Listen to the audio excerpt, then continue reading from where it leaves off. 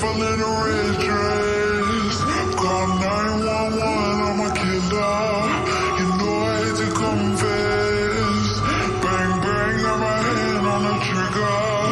The devil in a red dress. Call 911, I'm a killer. You know I hate to confess.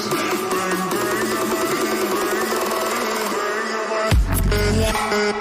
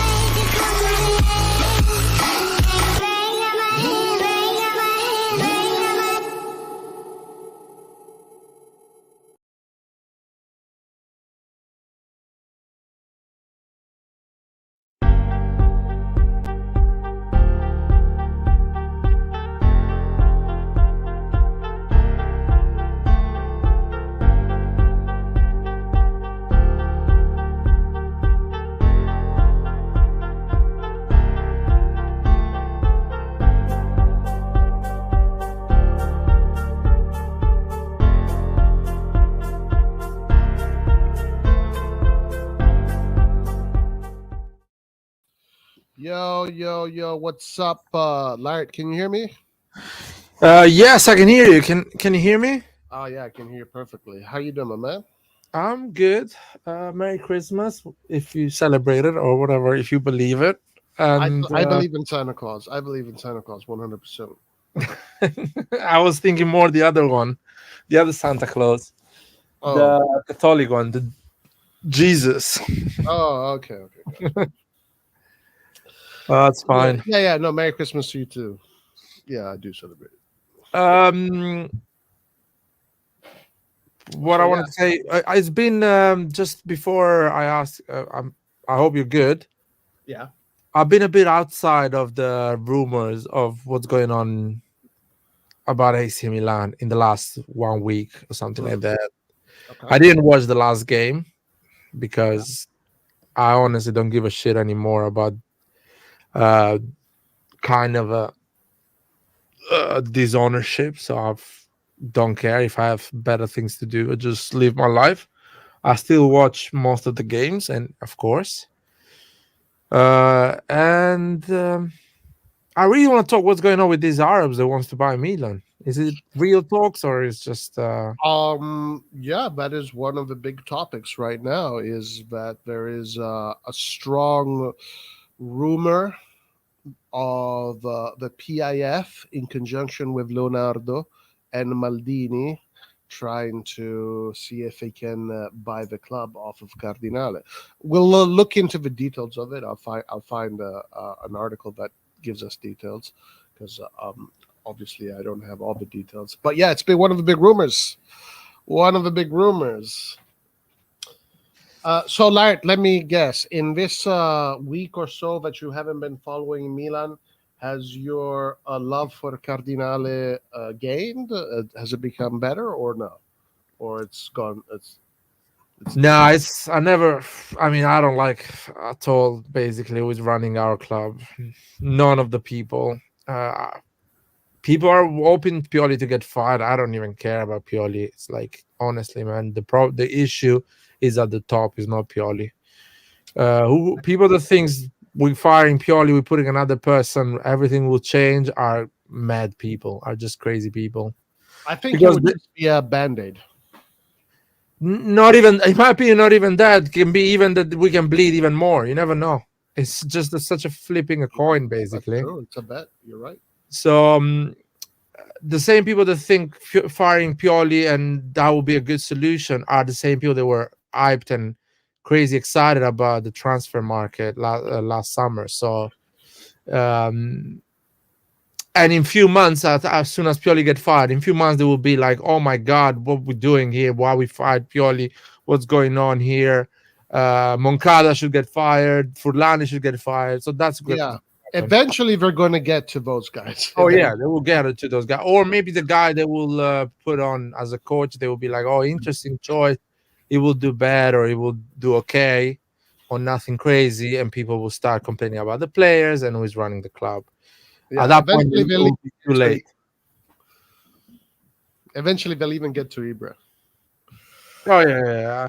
And I don't want to be at that position because I really want to go top 4. I really don't want this team to get completely dismantled financially and in terms of ambition, because something has been built until now from other people that are not in the club, and I don't want that to be completely destroyed in one season. Yeah. So low key, I don't mind Pioli until the end of the season. That's it. Yeah. Okay, so in chat, Orlando Souza, what's up, my man? Forza Milan. Joel says, Forza Milan. And Forza those Arabs who are trying to free us from the shackles of Cardinale. We will talk about that for sure. Orlando Souza said, right away, do you think if we lose to Sassuolo, will Pioli finally get the sack? Listen, I have my theory, and then I want to hear Larry, but I have my theory. Now, this is not what I would do. What I would do, I would keep Pioli till the end, unless there's another coach that I don't know about that is ready to come in, that is clearly a step above Pioli. But as far as I know, there isn't. There's only one, and that is Conte. I don't know how the realistic possibilities of that happening. So in my opinion, Pioli, what I would do is Pioli would stay till the end. Finish the season, then if you want to change him in the summer. But in my opinion, this is a speculation. I don't have any sources. This is just my opinion. They already fired Pioli, and they're going to, whether Pioli loses against Sassuolo or wins, he's out in January. That's just a little. Why are you saying that though? Why is already fired? Like, why is this moment they are firing him already? The reason why I say that is because the moment that he failed the financial obligations that they're looking for, with sporting results, because these guys are super impulsive, they're panicking, they don't know what they're doing, they already fired him, and they're going to get it. They already found a replacement for him. But that's just a guess. It's just a guess. I don't have any reports, any sources, Larry. This is just a guess.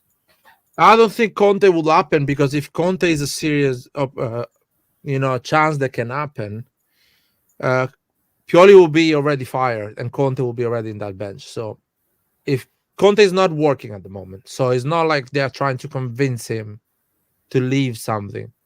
And if they're trying to convince him to join Milan, they would have done it already, because he's a better choice than Pioli. So clearly they haven't done that. And I don't think anything will change Conte's idea or opinion to join Milan now. So I don't think Conte will happen. Now, unless they haven't looked or talk about Conte, so that is an option that these guys are crazy and think, oh yeah, everything is good, we're cool.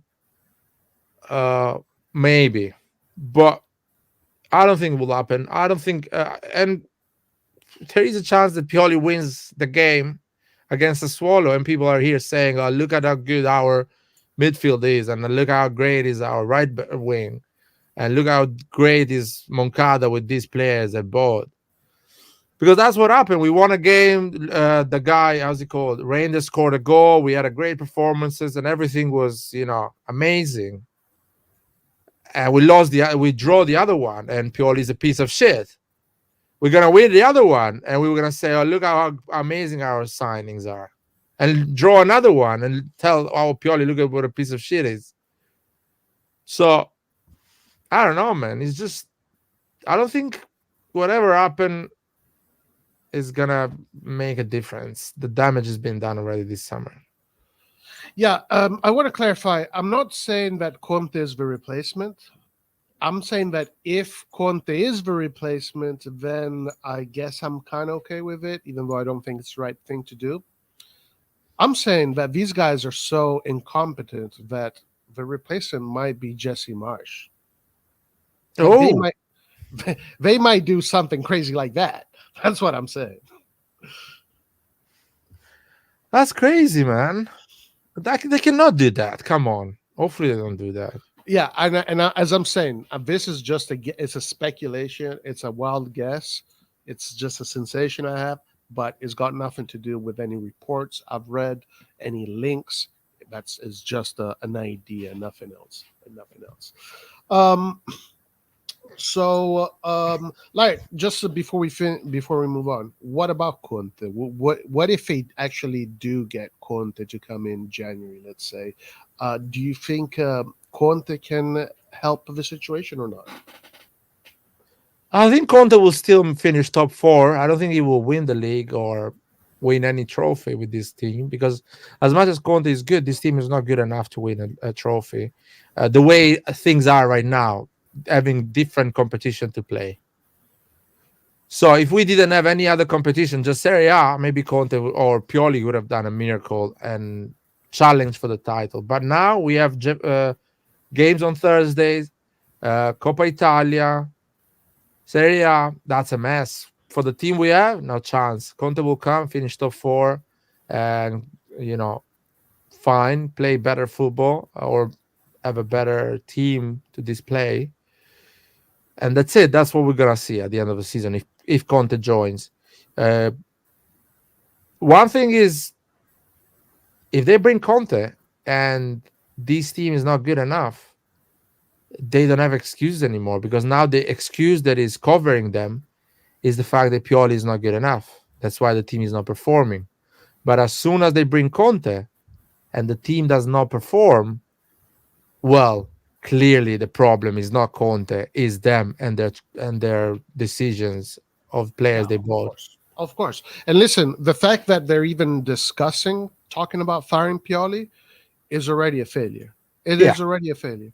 And also, like, I was thinking about this when someone was, since today there is a theme, we are going to be talking about our predictions in the summer. There's one thing that I remember you said in the summer, which I completely agreed with, is like, these guys are letting Pioli do the market. But that's not the way it should be, because a coach can be fired and then you have another coach who has players of the other coach. That's why you need a DS to be doing the market, and giving a coach so much power in the market doesn't make sense. So if Pioli fires, then whoever comes in is stuck with players that were built for Pioli's system, and that trend will continue, which is bad, which is negative. That's why the DS needs to be the guy that creates the relationships. It's the DS's duty to put the team together, not the coach. The coach is there just to coach the team and nothing else. Yeah, especially on a considering what Pioli is, as what type of coach he is. He is a coach. He's not good at doing transfer market. Transfer market is one thing. It's a different art from coaching and getting result. Sacchi was not doing the transfer market. Galliani and Braida was doing the transfer market. Saki was not an expert. Saki didn't know the existence of Marco van Basten. What I'm saying, of course, he knew the existence, but he didn't know was the right player for his Milan, or Gullit, or Rijkaard. Other people were dealing that, and Capello as well didn't know what was the right purchase to buy to fix the midfield. Marcel Desailly, Galliani, and Brida knew, because that is a different art. Yeah, That is a different ability. Look at the story when Kaká joined, or like, who is this Exactly. kid? Ancelotti didn't know who is this kid. They brought me a schoolboy in Milanello. That's what Ancelotti says. I didn't know who this guy was. And the moment he started training, I realized how good he is.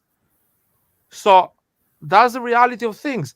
Coaches are not made to do the transfer market. They are made to run a team, to do the tactics, prepare the strategy, organize a season, not to fucking go in the market and find the next best left back or the next best midfielder. They don't know. They don't watch a lot of games. They don't scout players.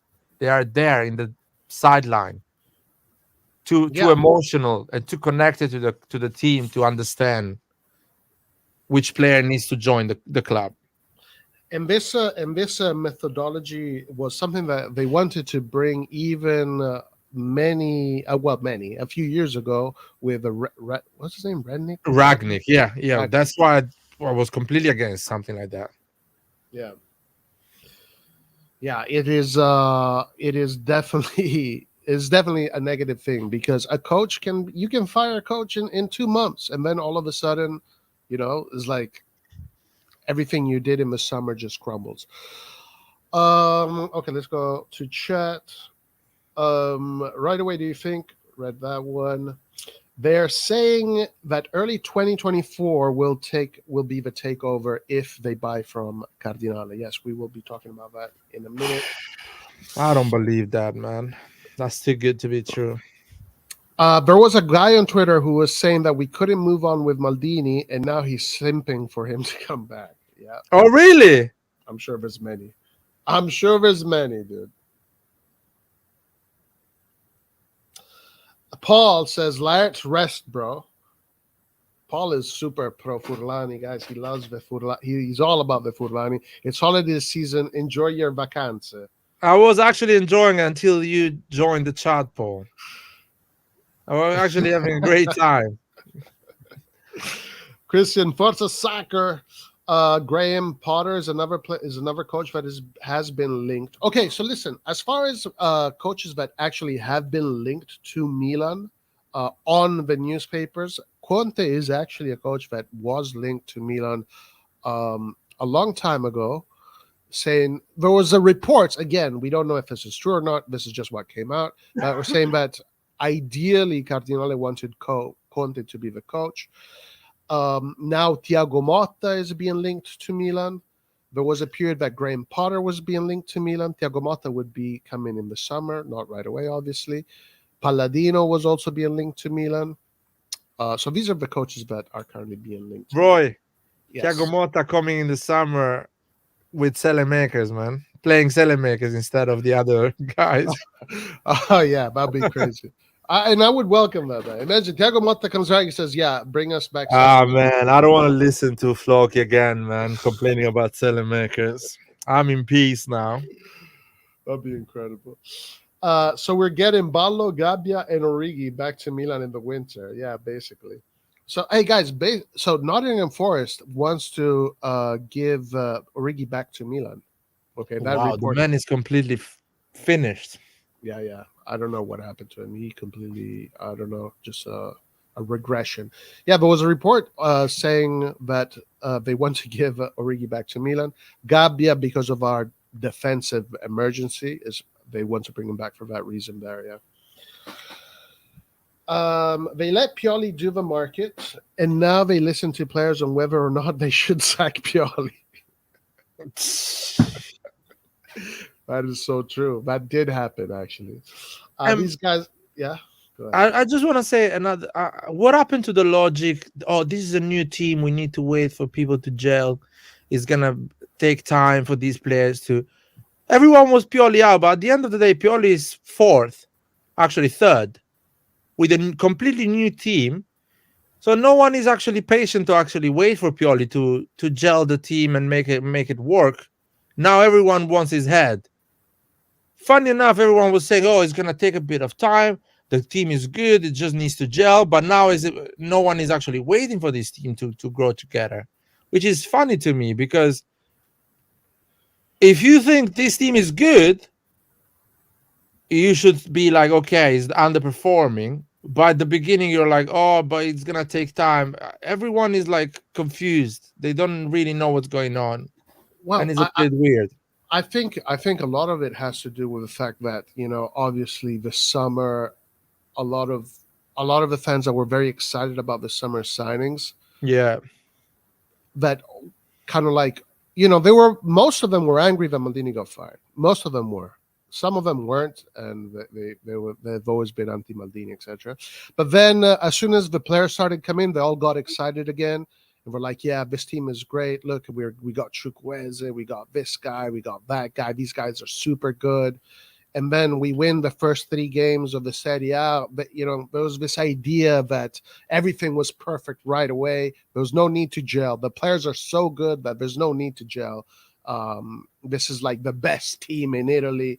Inter sucks, Juve sucks, Napoli sucks, all the teams suck. Just Milan is so good. They kind of fell for this idea, I think, a lot of people, and it's just people that I think are maybe just don't really have a surface. No, I don't want to say a surface level understanding of football, but they just don't understand that football doesn't work like that. It doesn't work like that. There is always a time of development, a time of time is one of the important things in football. I just want to say something. What Joel is saying, they got played. I think they sold their soul to the money that Jerry Cardinale throw in the market. They are like, okay, who fucking cares about Maldini? We are buying players. Yeah, there was a lot of that. Our fan base is so frustrated that they're starving to win the Campionato of August, not to actually win the real Campionato. But that's how fucking retarded we are as a fan base. How frustrated we want the flashy and the signings. We don't care actually building a solid team. Yeah, it was quite disappointing to see so many. Also, honestly, like for me, so many Italians too. It's like, bruh, like. Really awful, man. The same for me. I thought it was like something, international supporters would be a bit more cold and be like, who cares about Maldini? Because maybe they started following Milan 10 years ago, 5 years ago. But Italians growing up watching Maldini, they're like, yeah, fuck it, this is a great team. Moncada and Furlani knows what they're doing. What the fuck? They know they're doing more than Maldini? Madness. It's so many, dude. It's crazy to me when Rocco, one of them. Talking about where is Rocco? Yeah, where is Rocco, dude? Rocco. Man is hiding with Bin Laden, man, in some cave. Oh shit! And they're still letting themselves play. Yeah. Okay, so let me just look for this thing about the takeover, the possible takeover, and let's talk a little bit about that. I'll tell you what I do know. Okay, so Laird, first of all, I want to say this, that Longoni is the guy that is breaking this news. Okay, so that's the thing that worries me the most, man. Now, I'm not I like Longoni. I know that he's very sensationalist. He's very clickbaity, and obviously, he's not been always super reliable. But you don't like him at all, from what I'm gathering, right? So what do you think that this is coming from him? First of all, I don't have any beef on Longoni. I think it just, I think he does not have enough connection to give such a big news like he's giving. So, but sometimes even the person that has not zero connection, because he's in Milan, because he's talking with the journalists, he can get a news like this earlier or at the same time of everyone else and just decided to go out there without checking if the news was right. You know what I mean? Other journalists, the Romano, how's the other guy, the Marzio? Sky one, Di Marzio. Maybe they have that news, but they don't want to go out because they haven't heard any confirmation from their sources. Yeah. And Longoni is the crazy one that is just going out there without checking if the news can be, reliable. Now, for once, I hope he is right, man. Yeah, listen. This is one of those Honestly, I don't cases. care. I just want it to be right for once. Yeah, exactly. This is one of those cases that I really want to believe this. For But once, everyone will be right once in their life. I hope it's just the only. This yeah, is the only one for this him. is the one. Okay, so now to clarify, it hasn't just been Longoni, but Longoni has added a lot of, let's say, extra details to all of this. Repubblica also has been talking about this, and also the fact that these voices of an Arab country, not country, an Arab investment fund or whatever wanted to buy the club was already there. Anyway, so this is what we have from La Repubblica, and then we'll talk a little about what Longoni is saying. An Arab investment fund, which is related to the Saudi Arabian Public Investment Fund, is concocting a plan that could eventually lead to taking 100% control of AC Milan from Getty Cardinale and Redbird. As has been reported by La Repubblica, there is a potential for the fund in question to repay Elliott Management Group, the former owners of Milan, their 550 million vendor loan, an interest rate which was given to Redbird to finalize the purchase of Milan. The money is effectively Cardinale's debt to Elliott, which has needed in order to facilitate the takeover. If the Arab fund were to pay that money to Elliott on behalf of Cardinale, it would allow him to then sell his entire stake in the club to the Arab fund, and Milan would be under new ownership again. Cardinale recently traveled to the Middle East in order to secure fresh investments that would end Elliott's financial control over the club, so at least part of this news would be welcome. It is known that he is keen to have the vendor loan paid off before the end of 2024, although it does not need to be paid back until 2025.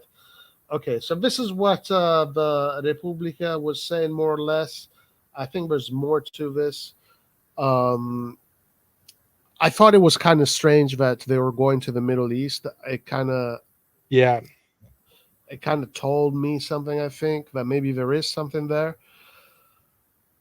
Okay, but let me talk about what Longoni said. So I don't know if you've seen the video. I saw it. So what Longoni is saying is that yes, there is this interest in the Saudi Arabian fund to buy Milan. And the person spearheading this operation is Leonardo. Leonardo, who has been in touch with this with the Saudis to do this, and essentially Leonardo has a major role in making this operation happen. And it seems that the idea is to get Maldini back in as president once they buy the club. Masara Diaz. Maldini would be an operative president, a president that not like a CEO. A CEO, basically. Well, the CEO would probably be Leonardo, I'm thinking, because there was no idea of what Leonardo would be doing. Basically, that connection between the fund and the club. So that's what Longoni was speculating regarding Leonardo. Maybe like that kind of role, a CEO, the spokesperson between the ownership and the sporting. And Maldini would be the president. He used these words, president of the club, but an operative president of the club, meaning a president that would be involved in the sporting area, in decision-making, etc., etc. And this, if it were to happen, it would the takeover would happen by 2024, summer 2024. And yes, the idea is to pay the vendor's loan first, and then eventually to get the majority share. So this is the rumor. Take it as you want, Larry. Take it as you want. This is what they're saying. I believe always, when there is rumors, there is always half truth on the rumors. And if it doesn't happen, then that means at least that something was going on behind the scenes that just didn't happen at the end. I really believe that Cardinale is regretting the buy of Milan. 100% believe on that.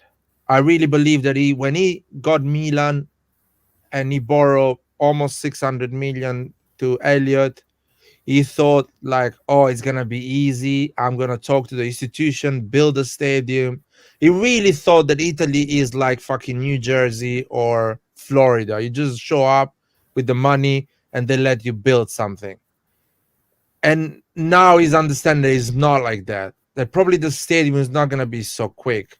That 600 million depth when he started was on a 2% interest. No, sorry, it was a high rate. But general depth was low percentage of rate interest. Now is high percentage of rate. So now he's understanding, oh shit, this thing is harder than I thought. And it's gonna be hard to make money. And probably will take more than 5-year project. It will take probably a 20 years project to get a decent amount of money back. You know what? Like, obviously, he got a big reality check this year when we didn't qualify for the Champions League at next stages because he saw the difference in money, right? Yeah, straight away.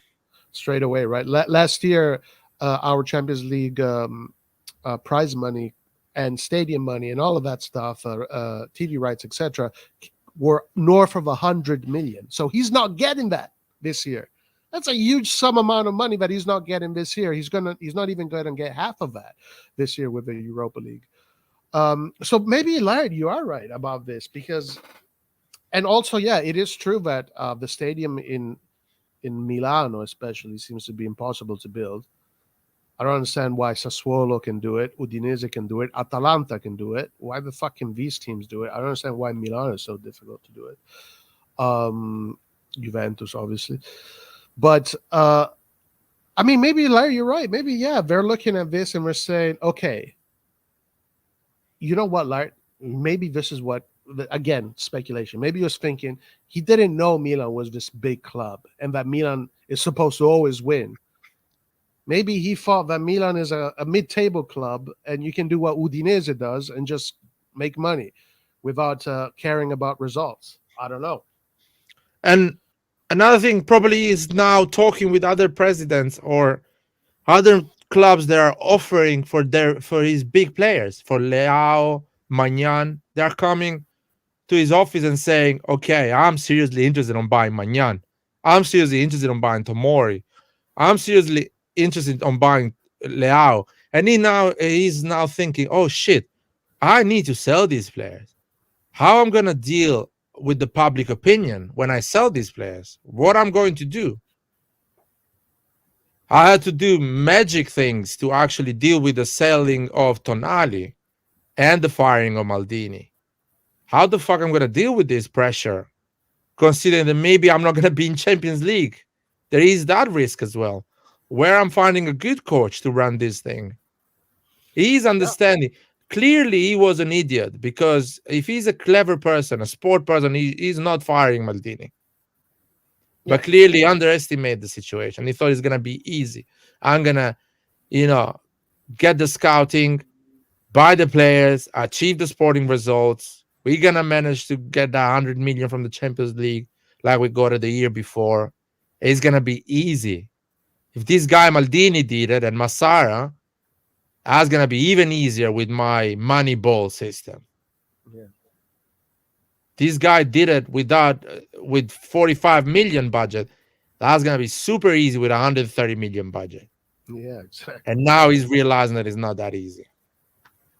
Yeah, big reality check for them, for sure. Big reality check. So again, we will see. I think the counter arguments that on why maybe Cardinale would not sell the club is because he's in it for the long term. He wants to build the stadium and then wait and see. Which that's what I thought initially. But the more I think about it, the more we go forward, I think if Cardinale gets someone to buy right away, he should do it, because he might really go in serious trouble if he doesn't get the sporting results. If he doesn't get the sporting results, he might be in serious trouble. So I don't know if he should gamble with that, because he might just end up being in debt. So anyway, the other thing was the Super League, Larry, because another big news that came out while you were on holiday was the Super League. So now the courts have ruled that the Super League can exist. UEFA does not have a monopoly over football. They don't get to decide whether or not another tournament can emerge. They don't get to decide that. Football does not belong to UEFA. So the Super League, now the courts have ruled that the Super League will be possible. And also, there is something happening right now in the courts that is dealing or litigating with the teams that were in but then dropped out. So essentially, there's a ruling happening right now which hasn't been concluded yet. We're still waiting for the final verdict. But if Milan does not participate in the Super League, they will have to pay a fine of 300 million. So we're waiting for this ruling to see what we're waiting for this ruling to finish. So Longoni was saying that the Super League could be an opportunity to make a lot of money for Cardinale, so he might wait and see what happens with that. And that's why he wouldn't sell. So these are the counter arguments right now: the Super League situation and the long-term stadium investment plan. But the way I see it is, I'm agreeing more with you now. I think that he should sell if there's a real buyer, because he might screw everything up. And if he sells, he makes a profit. Okay, move on. Get a club like Sassuolo. Your Moneyball thing is going to work. You're going to make money. You're going to make lots of money. Get a club like Sassuolo. Get a club like Udinese. Get a club like Bologna. But the elite clubs, a whole different story. The elite clubs are there to win games, to win trophies, to do things the proper way. Just get a Premier League club like an Everton, like a small club in Premier League that costs you $500 million. You will make more money than with Milan, because you just need to be in the Premier League to make 120 million TV rights. You just need to fill the stadium every fucking week to make other 50, 60, 80 million. And if you actually are good with that money ball you're selling us, you can actually sell players for 150 million and make profit on that. And if you end up in Europe, you can make another 50 million revenues extra that no one asking you to do, but you making it. So fucking just go and get a mid-club, mid-table team in Premier League and do your money ball there. Leave Absolutely. Milan alone, man. Milan is built to win, not to fucking money ball bullshit things trying to do. Yeah, and no, you bring up another good point. Like, you have, especially like with English players, if you're like Everton and you have like an English player that is emerging and he's doing good, and he's got him to the national team, bro, sell that guy for 100 and 200 million to Man City, and you make a shitload of money right there. Brighton is doing that. Brighton is basically run with Moneyball. They get a 6 million player in South America. They sell it 110 million to Chelsea. That's what Brighton does. They just do Moneyball. They buy smart. They do great seasons. They finish mid-table or higher to Europe. Make stadium full. Revenues of TV from Premier League is more than any top teams in Europe. Plus, they're selling players for 100, 120 million. Just fucking get Brighton. Get a team like Brighton. If you're so good at Moneyball, just get that team. You'll make a lot of revenues. You will have your own stadium. And Redbird Capital will be happy with that. And there's no pressure. Like, Milan is pressure. Because Milan, you have to deliver, bro. There is no finish, don't qualify for the Champions League, finish 5th, finish 6th, finish 7th. There's none of that. There's no even, at a certain point, there's no even finishing 2nd. It's about finishing 1st. It's about being the best in the world. That is our history. Our history tells us that we have to be fighting to be the best in the world. And that's the kind of ownership that we need. An ownership that respects the history and the pedigree of the club, because that's what's going to make this club successful, not downgrading the club to a whatever kind of club. But yeah, Brighton, those kind of clubs, absolutely, man. He would do another really well. Another thing, Laird, that I'm thinking that could be a real problem for Cardinale and the Moneyball system is that there's talk in Italy of getting rid of the Decreto Crescita. And I think if they already have signed it off in January next year or in a few weeks, the Decreto Crescita goes away. But in sports, for some exceptions, it's still going to be there. I think if the Decreto Crescita goes away, that's going to be a real problem for Cardinale, because every single player these guys get is a Decreto Crescita player. And that could be a problem, because then if a Decreto Crescita thing goes away, Milan can't be the champion of the balances anymore, because all of a sudden the wage rates are going to go up. What do you know about? Have you heard about this Decreto Crescita situation? No, I haven't heard, but yeah, there is these rumors that they are canceling for at least most of the things, most of the businesses. I don't know if entertainment will be one of those, because kind of helps big investment or big personalities to come in Italy and work in Italy. So I don't know if that's going to happen. Unfortunately, they're not using it anyway in the right way. Yeah. So apart from Juventus, when the moment that the Decreto Crescita happened, Juventus went and got Ronaldo. No other team actually used it in a proper way. That's such a great point. That's such a fucking great point, dude. So the point was for that Decreto Crescita was to bring big personalities, big actors, big players to come and work in Italy, to raise all the entertainment industry and tech industry, whatever, you name it. But football used that to go down and down, more on cutting costs that are actually elevating the product. No one went for big players, big personalities.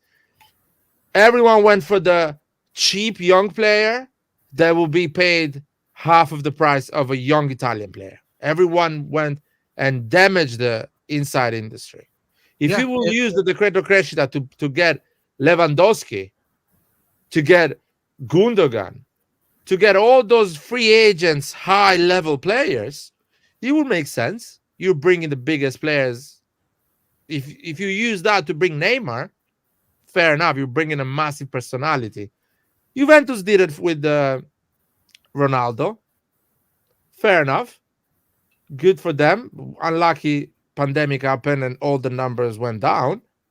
And Milan did it in a sort of way with Ibrahimovic, which is a big personality. Big name. But the other club... Sorry, Laird. Let me interrupt real fast. And Maldini, in the podcast that he did not too long ago, Messi. He said he was trying to bring Messi, and he literally said it. With the Decreto Crescita, he was trying to see if he could bring in Messi.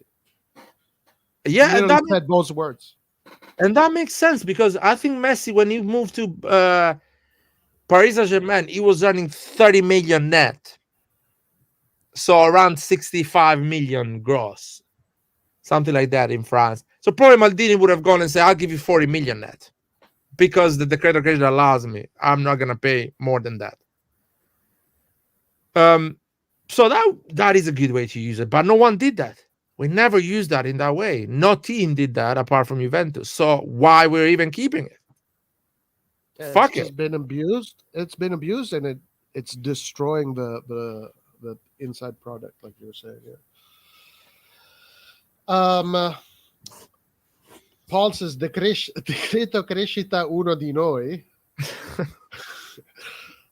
Is Maldini coming back, Edison? I don't know. Edison says, nobody's blaming Leão this season. I'm very shocked. This is what happens when a player refuses to resign because of higher wages, and we grant that wish now. He has 3 goals in January. What to say about Leão? I don't know. Do you have any? Wait. He has 3 goals in total. In total this season, since the season started. He's got the same amount of goals as Tomori. And how many assists he has? I think assists are good. He's got good number of assists. It has to be close to double digits. If maybe he's already surpassed double digits, because he's the only one fucking creating. So Leão, the fact that Leão, I think he has more. He has 3 goals in Serie A, I guess, because he scored in Champions League as well, I guess. Yeah, Serie A 3 goals there. I think Leão needs to keep the double digit on goal and assist. So if he has 10, let's say 9 assists and 4 goals, 5 goals, I'm happy with this performance right now, because I always said, man, other players like the strikers need to score the most amount of goals in a team, not the wings. The wings can do that, of course. They can have just 4 assists. Leão has just 4 assists, so I don't know. That's not right. It can't be. Maybe he checked it. So that is a bit not low, but he's on the downside. Super low. That's terrible, Larry. If that's true. No, it's not terrible, because 3 goals and 4 assists, that makes it 7 goal contribution in Serie A. Now, if I check the Champions League, probably we are around 9 goal assist contribution in total, which is not low, man. That's true. Wow. Okay, guys. I believe in Edson Sogo. If he says it, then by the way, SofaScore banned me, by the way, for a while. They blocked me and my IP. I don't know why, but now I'm back, so that's good. That's good to know. Anyway, yes, look at this, like 3 goals, 4 assists. Serie A. Let's go. That's just Serie A. What about Champions League? Let's see.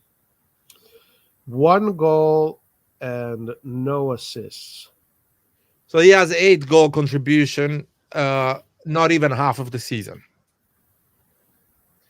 If you think about it, Leão, I think those are poor numbers. Leão in his the season we won the Scudetto, he had like 20 goals assist. So he's going with the same rate of the previous seasons. Is he? Are you sure about that? Yeah, around 20. The 21-22 season. If you check the 21-22 season when we won the Scudetto, I think he was around 20 goals and assists. So 22. he had 11 goals and 8 assists. Yeah, so he was 19 goal contribution. He's going with that rate on goal contribution. But don't you think it should be more by now?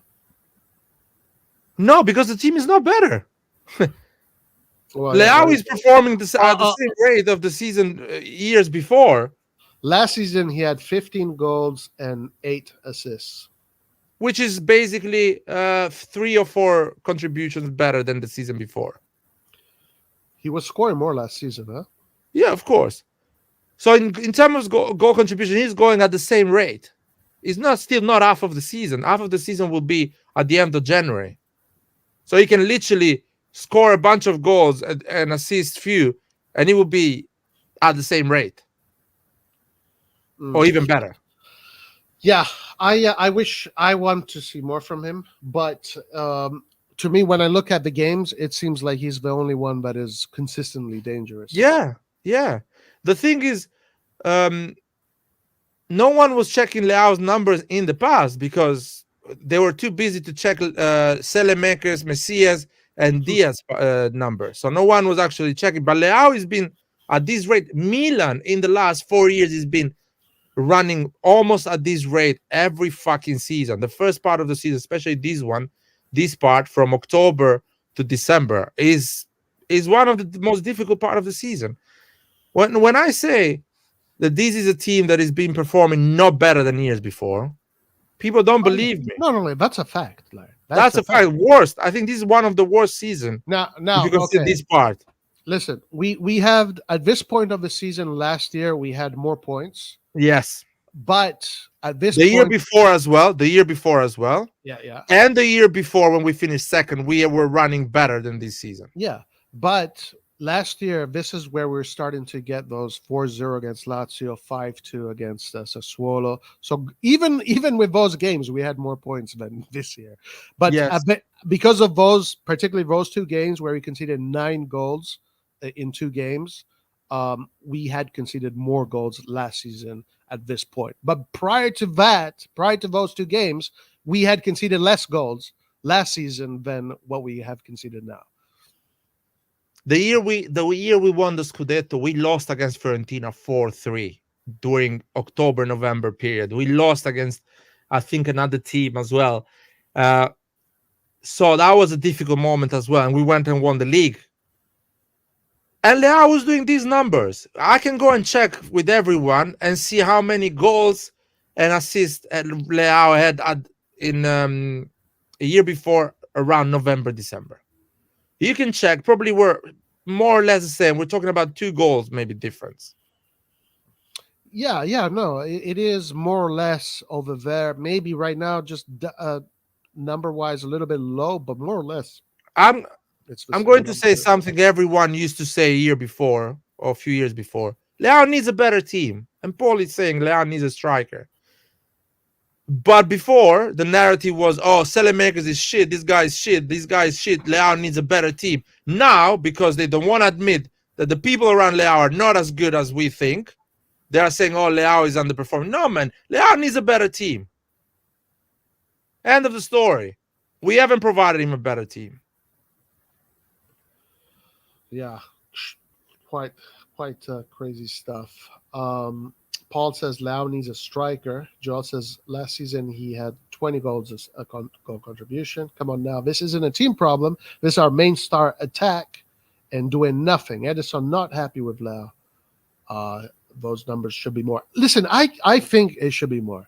I think he should step up. But I agree with Laird that it's hard to step up when the team you're playing with is poorly built. You know, Lautaro this year has incredible numbers. Like Lautaro is already, his numbers are insane. But the team is fucking running really well. You know, that's why he has great numbers, because the team is a perfect machine. When a team is not a perfect machine, you don't get great numbers. Yeah. Who is supposed? I'm sorry, but the most dangerous player in the team has to be doing more. He is my favorite player, but he's so far disappointing. Rash Isa says. No, I think disappointing. I think these are big words, man. Honestly, I don't know, man. I really like Leão. I think this season has shown even more in terms of personality than the seasons before. Of course, every one of us wants him to do more and actually get more goals and assists. But I think, I don't know. I think this midfield is not good enough as well. My problem with midfield is that the midfield does. The more this midfield realizes that it does not have the ability to win the ball back and to contain, the more difficult it will be to build, because these guys are building with the fear of losing the ball. Yeah. And that probably has a part to do with it. Who's supposed to get the ball to Leão? Midfield haven't been fantastic either. Leão needs to adapt a new Arsenal to his current role. He's more conservative than running behind the defense. So Edison says he has to change his style. Paul says, I disagree. I don't disagree, Larry. Spot on, really. The Leão narrative is lazy, man. People hold the guy to unrealistic standards. Okay, unrealistic is... We're asking goals. He can do that for sure. Lautaro has Thuram. Leão has Giroud. Giroud has good numbers this year, I would say, because of Giroud has good numbers this year. Leão is the only consistent player, only consistent threat. Leão needs to be playing with a pacey striker. Agree, he needs a better team, but a better team will not improve his awful shooting. He seriously needs more shooting practice. He does have a very poor shot. I don't know what's up with that. His shooting is very strange.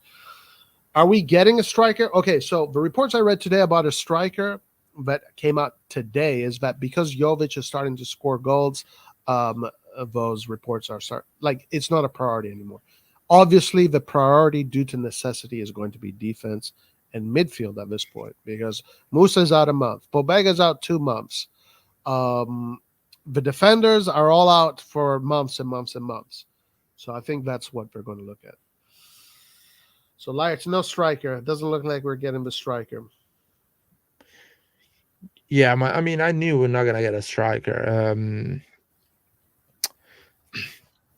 It's there's too many injuries and too many issues all over the pitch.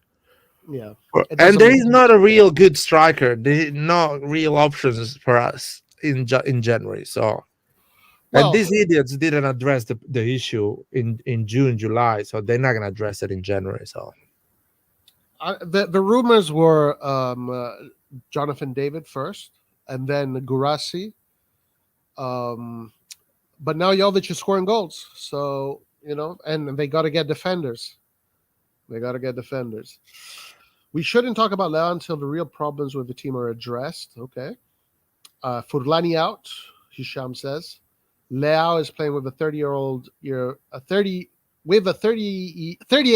Giroud, for fuck's sake.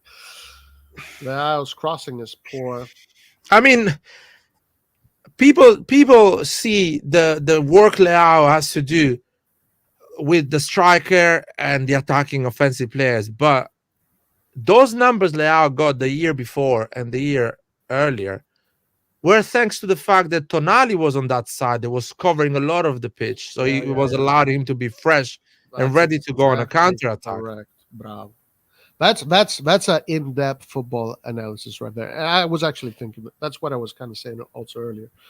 Or the ability of midfielders like Benacer and Kessie as well. The season we won the Scudetto. Yep. To actually allow him, or the ability, a simple ability of Brahim Diaz to get the ball from one side of the pitch, dribble two players, and start a counter attack. They will see Leão going to create a chance on the other side. Yeah. Listen, that Brahim Diaz, Salamakers, Tonali, those guys, all that work they did allowed Leão to be more relaxed and more focused on his game. Yes. Right now, that work is not there at all. So, yeah, very good, very good. Jović has scored 2 of his 3 goals off the bench, while Milan is playing 4-4-2. He's not too good as a lone striker, in my opinion. As in a 4-4-2, Jović, Giroud, yeah, not bad, not bad, not bad. Like any thoughts on Jović? Better than what I thought. Much better than what I thought. And considering that we got him for free, is a great signing. I'm not scared to say that. Hold on. I don't think we own him. Yeah, it's a loan. I think we own him because Fiorentina completely canceled his contract. Oh, really? Yeah, so we can. Okay, I didn't know that. The only problem is that we offer him, I think, 1-year contract. So technically, he can renew with any other team at the end of the season, or he can renew with us for a 5-year deal, which that is an option. That is a reason probably why the guy is performing as well. I think he will run out of contract. He's 26, 25, 26. So he's like, I need to get a good season because I need a 5 years contract next year. And I need a good one. So he's getting his shit together and performing and doing well. But still, I don't care why he's doing that. He's doing it. So he's a good sign. Listen, he's scoring goals that are like, tap-ins, but he's there in the right position. He's getting goals. He's doing the link-ups as well. He's doing decent passing, a great decision-making. He's not thinking too crazy. You know what I mean? He's not too like, I need to show off. I need to force it. He's just playing a simple ABC football, but he's effective in his position. And he's, I will see him great option as a second striker or even starting instead of Giroud. But I'm not happy overall. As a Milan this summer, we should have aimed for something much better than him and Giroud. Yeah, that's it. That's it. That's my opinion. Yeah. T-Rex. I have a feeling Maignan will leave.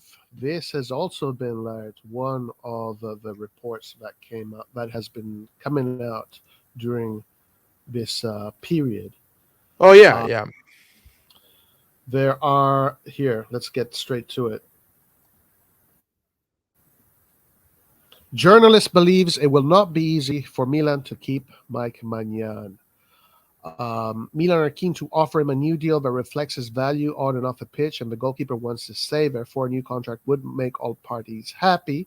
There are no doubts about the Frenchman's importance to the club. He's 28 years old, in the prime of his career, and is a leader in the dressing room. Above all, though, he is one of the best in the world in his position, and that there are very few that could replace him. However, there are beliefs that it cannot be as simple as that for the club to keep the number one. Speaking to Milan News Corriere della Sera journalist Carlos Passerini, said a new deal could be difficult. What are your thoughts about an early renewal for Mike Maignan? Magnan's renewal for Milan is the main one for the next 2 years. In my opinion, it won't be easy to keep him. Milan will have to make an effort. We are talking about a goalkeeper who has few comparisons around the world. Right now, he has a low salary of $3 million. He is asking for around double that plus bonuses, and an effort must be made to keep him within the limits of what is possible.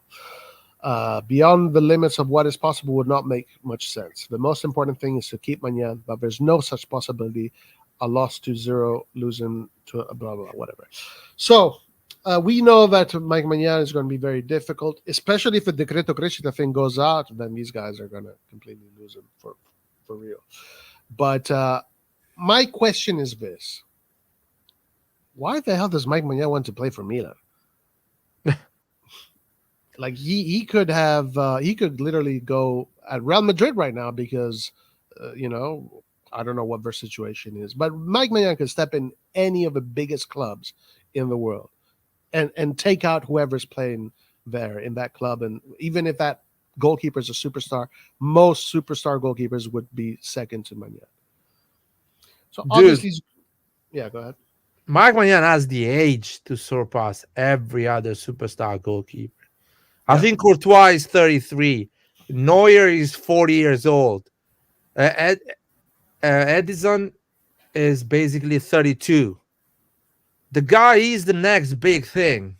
City, Bayern Munich, Real Madrid, and Barcelona will just straight away spend 80 million for him, 90 million for him. Straight away, no, not even a doubt. Yeah, and they would pay him more than even this 8 million. But I read this.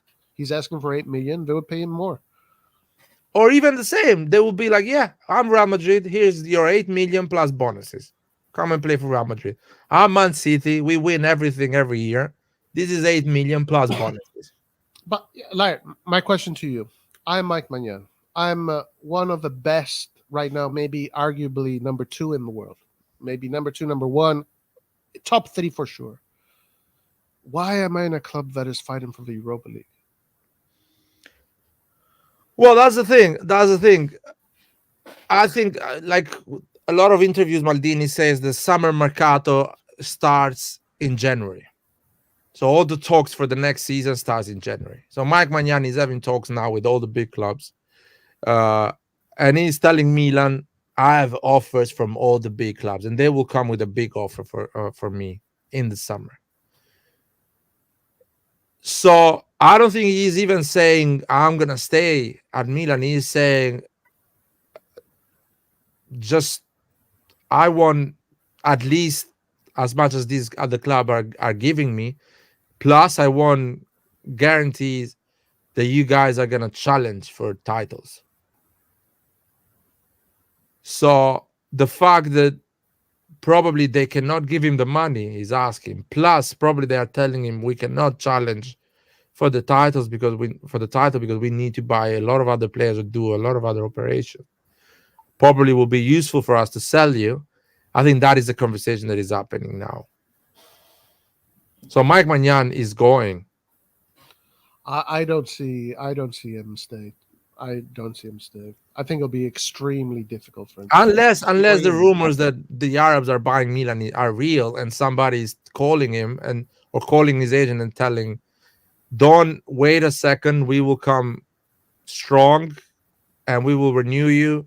So don't leave, wait, don't accept any offer, don't promise anything to anyone. Just wait for us to buy the club, you can sign for us. And we're going to build a big team. So there is, but the only thing they can do is tell him, don't listen to other offers or wait for other to accept other offers. Yeah. But I don't think if Milan doesn't get sold, and Cardinale is still the president this summer, Mike Maignan goes. I'm 120% sure that Mike Maignan goes.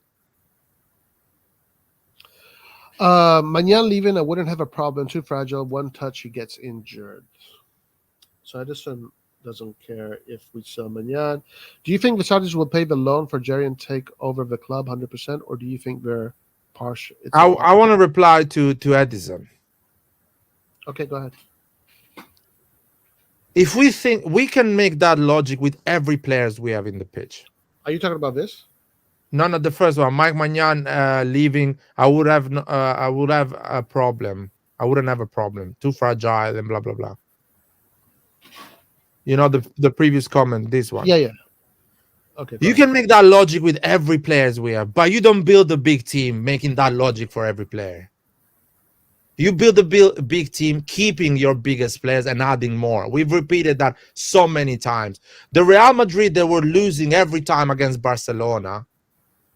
Every Real Madrid fan will make that logic and say, oh, I can sell Di Maria. The guy doesn't pass the ball. I can sell Ronaldo. The guy cries like a baby. Oh, we can sell Modric. He's too young, not ready. We can sell this guy. We can sell Varane. He's too young. They didn't do that logic, my man. They kept these players. And after losing year after year against Barcelona, they built a team that won 3 times in a row the Champions League. They built a perfect team. Because they didn't do that logic. Oh, I can sell Carvalho. He's not like Dani Alves. Or I can sell Marcelo. He's not good at defending. You can do that logic with every fucking player in the planet, apart from Messi and few others. You can do that logic with Vinicius Jr. You can say, well, we can sell Vinicius Jr. for 150 million.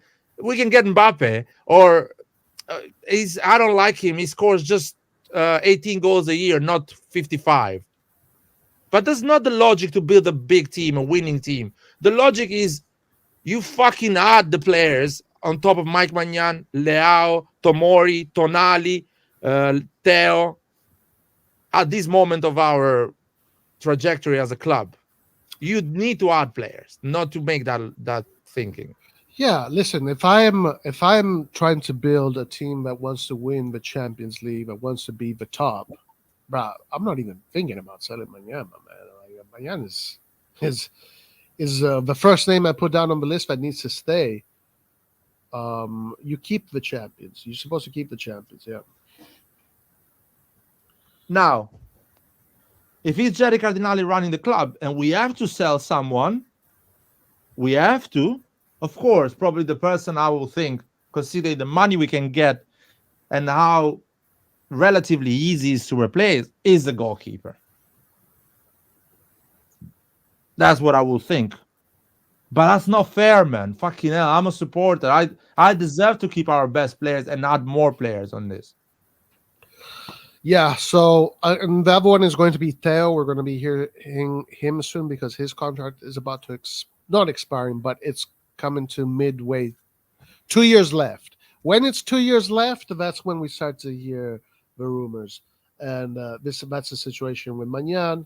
So it's going to be also Theo. So let's see what happens. Hillary says Gabbia is coming back. Is anyone confident about Pellegrino? I don't know what to say about Pellegrino. For me, Pellegrino it's one of the most no sense signing at all. Speaking of Decreto Crescita, like what is the point of bringing in a super inexperienced Argentinian player when you can get players like that from the Primavera? You just bring up a Primavera player or buy an Italian defender. Like bring up Simic. Yeah, the Pellegrino thing makes no sense to me whatsoever. I mean, fucking Okafor is getting injured like Rebic. Okafor is getting injured at the same amount of Rebic. Did you see how he injured? You saw that he injured himself. No, I didn't see how he injured himself. How did he do that? Oh, by himself, basically. Yeah. He did a celebration, a dance move, and he did like an MMA move to himself where he hyperextended his tendons or muscles. It was like a MMA submission move. He did a MMA submission move to himself. And you know who else injured himself in a celebration? Tomori. What? Yeah, Tomori against Salernitano. After he scored, he went in to slide on his knees. You know, like the players they slide Oh over my it. god, the But slide. he slid in an area where it was turf or something. So there was right away it just awkward, an awkward. I don't know how you call it. It was just awkward, and Why they how don't he fucking was. put that on the contract? If you slide knee, you get 100K less that week. I honestly think if you score and you do a slide knee, that's how I will do. I will put on the. It's so bad for your knees on the long term. But no, it wasn't. It was on an area that there was no. There was no. I can't. It wasn't slippery. It was. I know, man. I know. And even when he's slippery and everything goes perfect, he's still damaging your knees. Yeah. So You in that should not game, be doing things like that. You've been paying millions. Your knees should be always in a position that doesn't make any problem, especially when you're not playing football, when you're celebrating. You should not put your knees in danger. Right. So after he did that celebration, Tomori was on the pitch, and the commentator was saying, "Yeah, Tomori is walking strange. It looks like he's limping." After a certain point, he just got on the ground, and it was done. And then that's when they scored. Actually, that's as soon as after that, that's when they scored. That's when Candreva scored. So, two of our players are out because of how they celebrated their goals. That is insane. I disagree, Lart, sometimes, that most of the times he makes a lot of sense talking about football. He keeps educating a lot of these fantasy fans. There you go, Lart. Thank you, man. I try my best. Uh, Sometimes I go on Fantasyland. A lot of times. T-Rex says, what was the Okafor celebration? I didn't even understand the need to do that shit. Yeah, I don't know what it was. It's like an MMA submission move to hyperextend your knee. Like he did it to himself.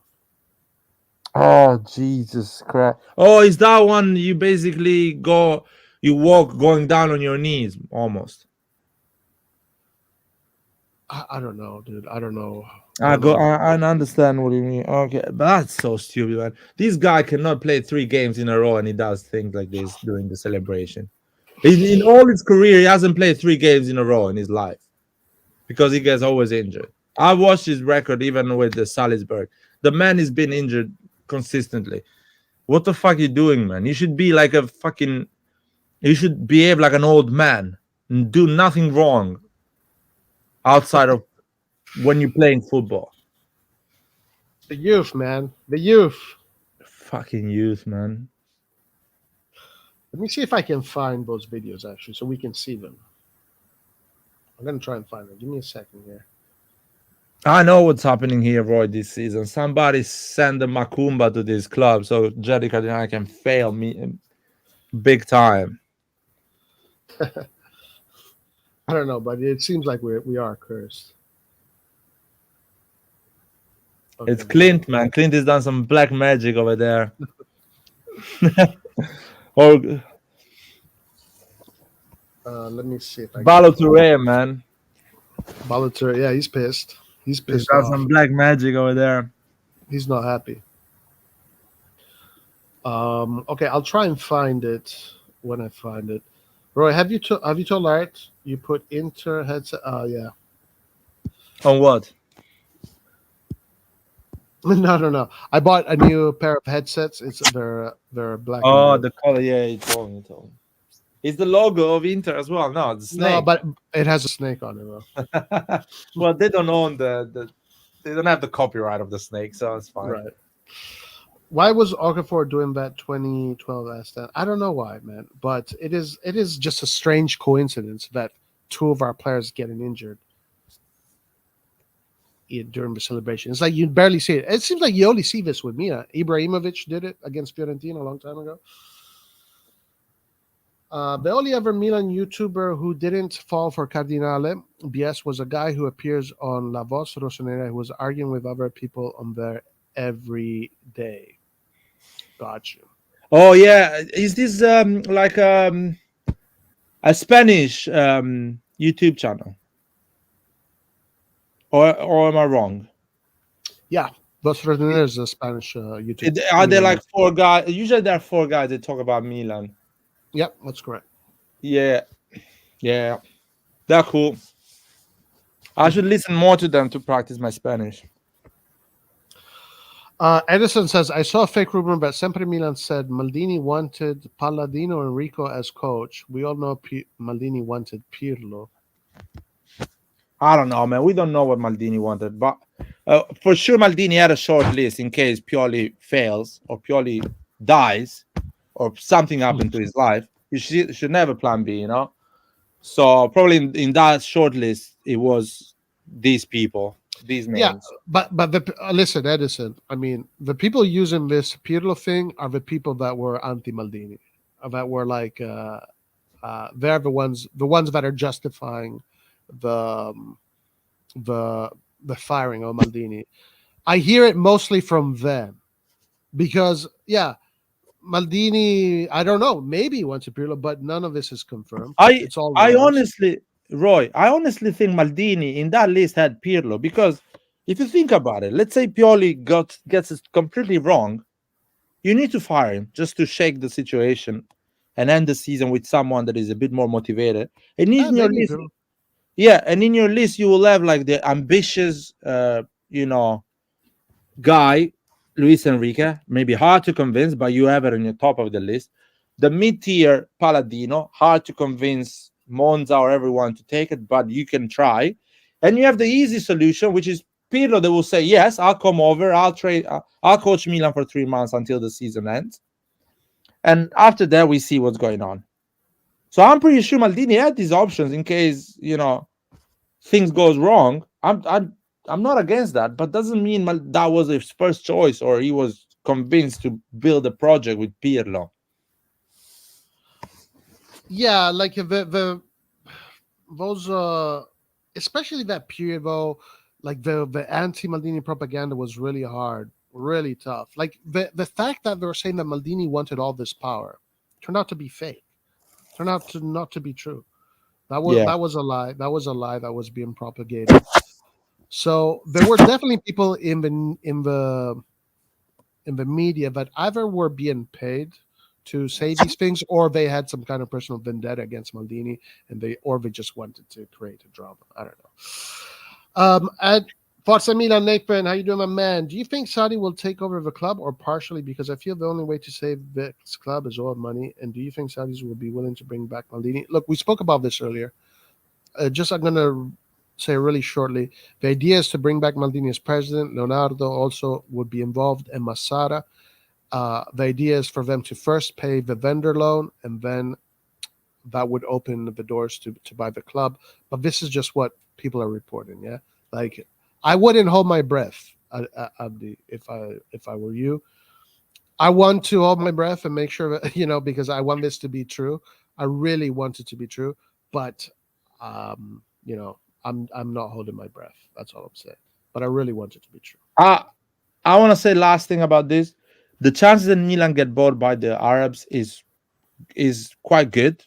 There is a good chance we get bought by Arabs or somebody else at any time of the season or any year. That Maldini comes back, that is almost fantasy football to me. That's what I think. But it will be just gorgeous to see the Saudi buying Milan and bringing back Maldini in that position with Massara. That would be just fucking, the best movie revenge that I've ever seen. Yeah. Some Steve Jobs type of shit, man. It's a story. It will be a story with a great ending.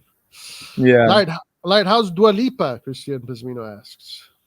I mean, last time I saw her, she was fine. Yeah. Pretty good, I would say.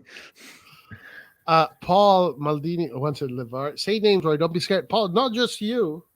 It's not just you that was using that Pirlo thing. I see it a lot. Rocco. Oh, yeah. weird shit was coming out. By the way, after Maldini got fired, a few weeks after, he was at lunch with Pioli and Massara. Yeah. In Viareggio. They were having lunch together, all three of them. Leonardo the Undertaker. If we win the Europa League, we should give Pioli a 10-year contract. Damn. I'm gonna fucking hate him more if we win the Europa League. Freaking Chukwueze, man. He had to Man, come. my God. Looks like that man is built to make me upset, man. He was born to make me upset. Yeah. How doesn't everyone feel about downgrading to Yale? Because of our status, we are obligated to win it along with the Mickey Mouse Cup. I think that we are obligated to win the Europa League because it is a tournament where we're Milan. We're the biggest team in that competition. We are literally the biggest team in that competition, historically, pedigree-wise. Financially, it's probably Liverpool. So they feel obligated to win it. But we are this team that is supposedly healthy. We spent 130 million on the summer. We are the biggest team in that competition. Yeah, we are obligated to win it. We are definitely obligated to win it. Are we going to be able to win? I don't know. I think it's very difficult. I think the EL is very difficult. I think our players are going to have to really dig in deep to be motivated to win it. How do you feel about this topic, Larry? I don't like the Europa League. Hopefully we end up with a West Ham so I can watch the team here in London. I don't know, man. It's just I don't like the competition. Never do I, dude. I think I honestly don't care, and I don't think we're gonna win it. This season is so cursed. We're getting injuries every fucking week, so doesn't look like. So I think I want to correct Nathan of being obligated to win it. No, we're not obligated. The only I obligation. feel with her. I understand. Everyone feels differently. In my opinion, the only obligation we have as a Milan is to finish top 4 and be part of the next Champions League. That's the only obligation we have this season, right now.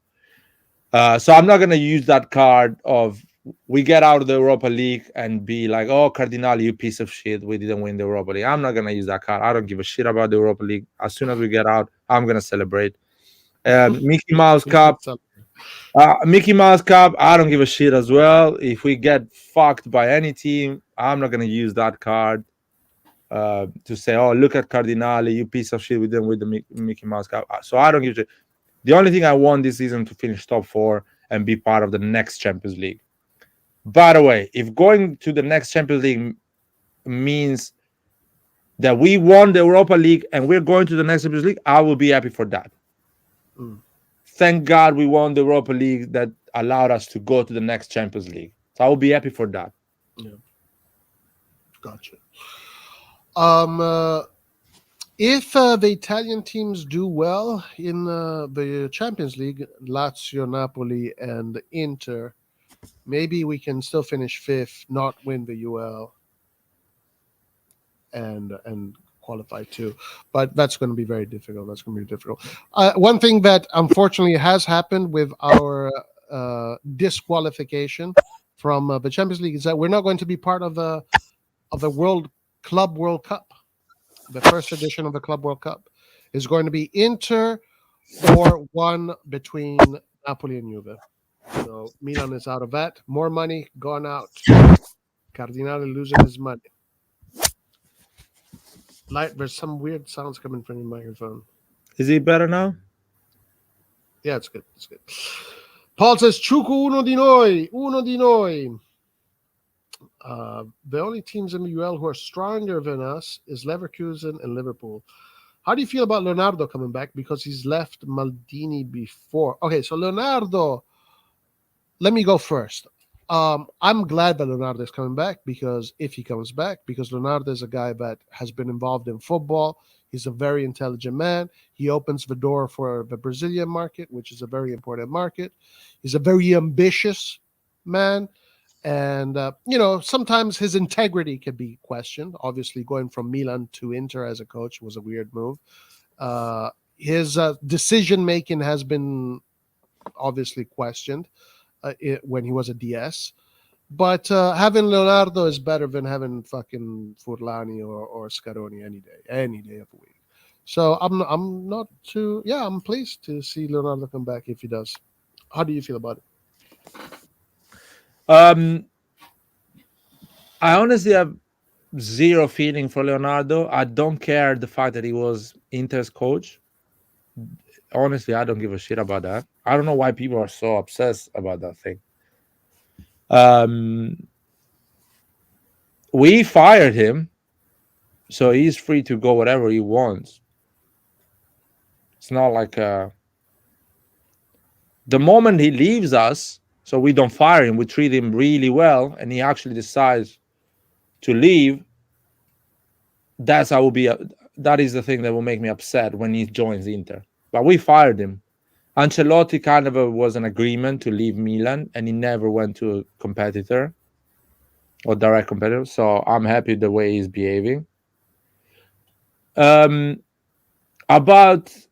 the only thing that I didn't like about Leonardo is the fact that he gave a contract to Donnarumma and his piece of shit of agent Raiola when he left Milan. But he has to do the best of PSG. So kind of he had the obligation to sign a talent like Donnarumma for free. But I don't like the fact that he facilitated that opportunity for Donnarumma and Raiola. So keeps me a bit bitter on that. Are you talking about the contract with Milan or the contract with PSG? No, the contract with PSG. Oh, okay. So I would have liked him to be like, fuck, I'm not giving you a contract, Donnarumma. Go and find somebody else to give you that contract. Okay. But he gave that contract to Donnarumma. But on the other side, he has to do the best for PSG. And if I look at on the eyes of PSG, that is an opportunity you cannot let it slip. It's a big talent, big goalkeeper. Your first goalkeeper is 32 years old, so you need a young one to come. That is a big opportunity.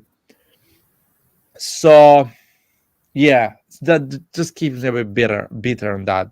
I don't see it like something, oh my God, so shocking. That's it. But I have neutral feeling on Leonardo. I'll be honest. Gotcha.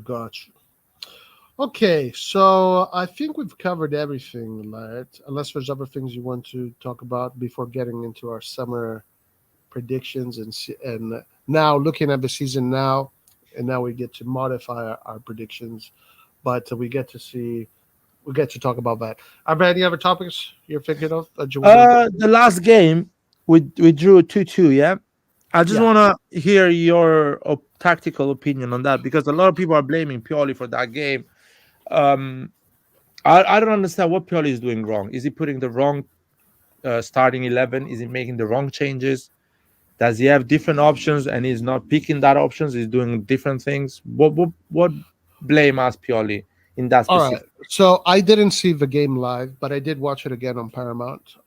Just while I had it in the background, so I wasn't really super analyzing it, but it was there in the background.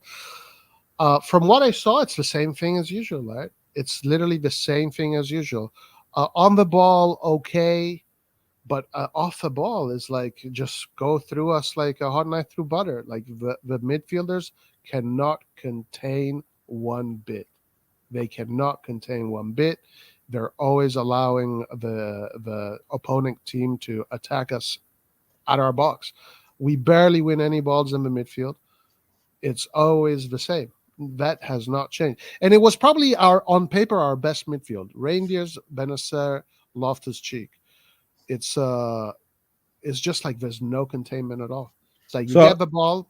Pulisic ain't doing shit defensively. Leão ain't doing shit. The Reindeers ain't doing shit. Loftus-Cheek ain't doing shit. Benacer is still trying to get fit. It's just like we keep on piling on offensive pressure from the opponents.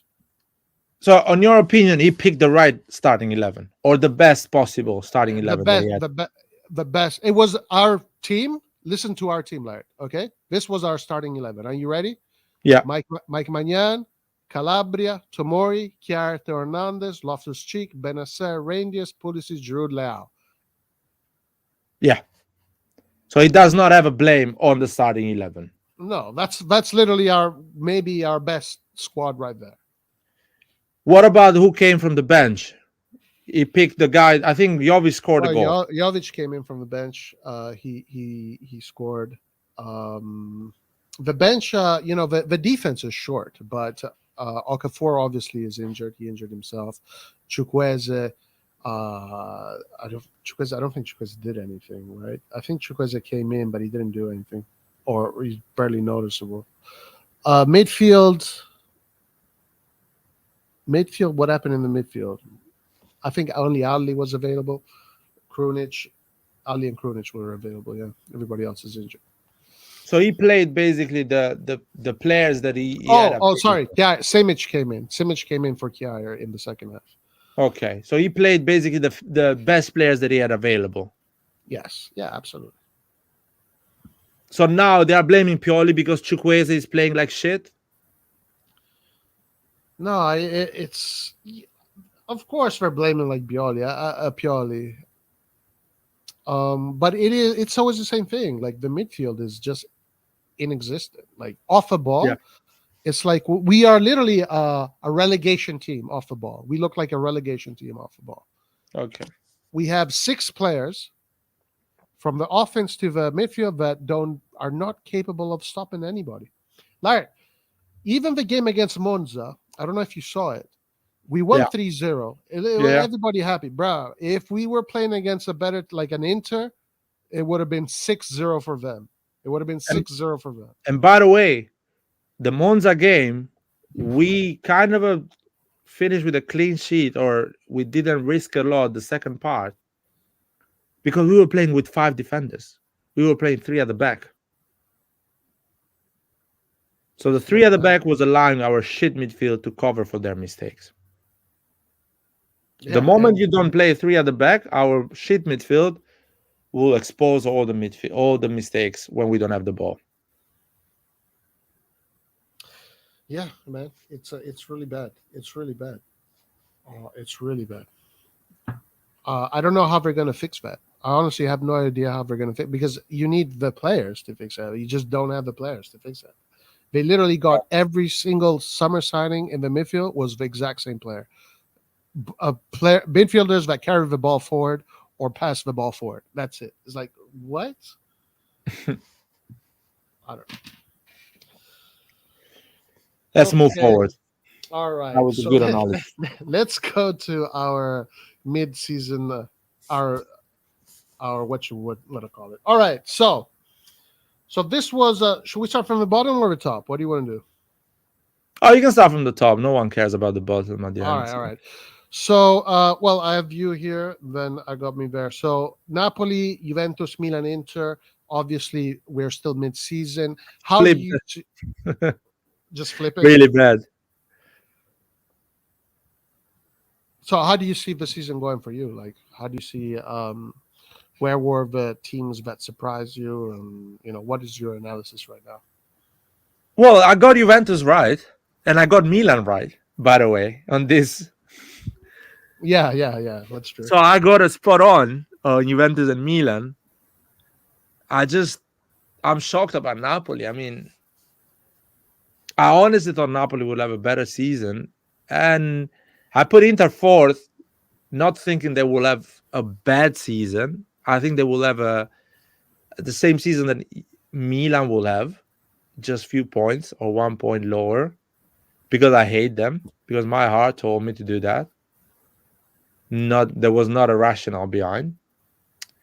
But Napoli completely shit the bed.